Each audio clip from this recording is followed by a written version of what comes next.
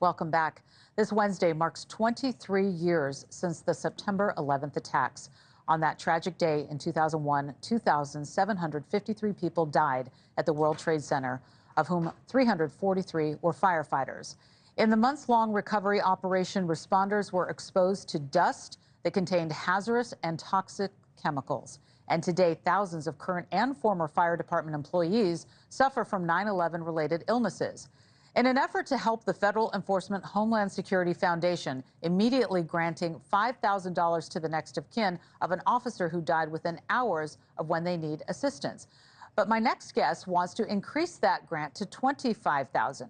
Joining me now in studio, Chief Executive of the Federal Enforcement Homeland Security Foundation, William Montanaro. Thank you so much for being here today and talking about this very important subject. So first, let's just have you start and tell us about your own experience on 9/11. Sure. I was in Queens, a senior in high school, and when this had happened, unfortunately, saw the towers come down.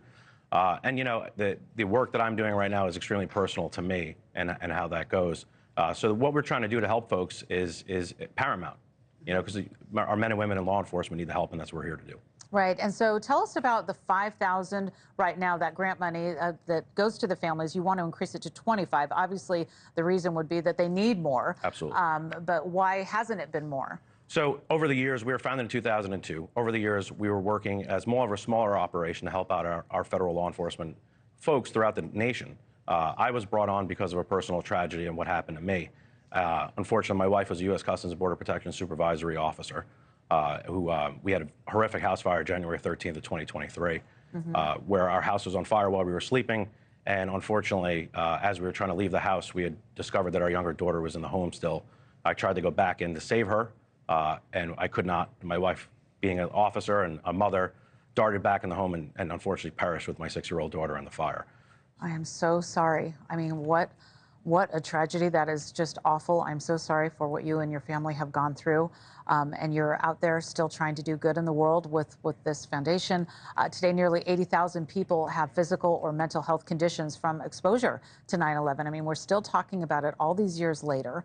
About 11,000 are current and former fire department employees, and 3,500 of those have cancer. So looking back, do you think that leaders could have protected our first responders better, or did they just not know enough? Well, I think there's a lot that happened during that time where it was a lot to be unknown. Obviously, when something like that happens, you don't know if it's going to affect folks immediately or down the road. And as we've seen within the foundation, over the years, as we've gotten longer and longer with this, we've noticed more folks, unfortunately, passing away from 9/11 related incidents.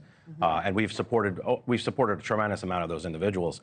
I can't speak to what the leaders did or what they knew, but I'm not an expert in the medical world, but I can tell you that in our job and what I do within the foundation is there to help those folks in those time of need. Right. On Wednesday, 32 more names of FDNY members who died from 9/11 related illnesses will be added to the World Trade Center Memorial Wall. We want to show our viewers these names.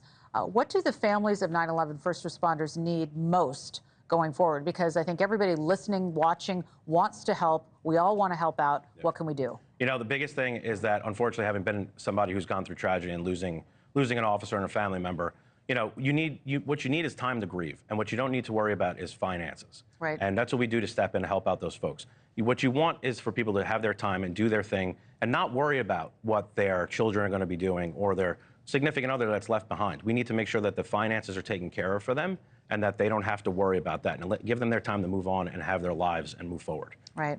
Well, we applaud what you're doing. We hope that you are successful. And I just want to say one more time, I mean, your personal story is so devastating.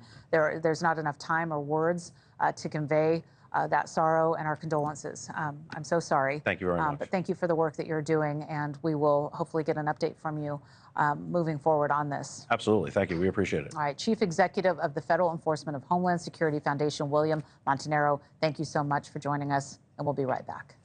Thanks for watching. Go to joinnn.com to find NewsNation on your screen. And don't forget to click the red subscribe button below to get more of NewsNation's fact-driven, unbiased coverage.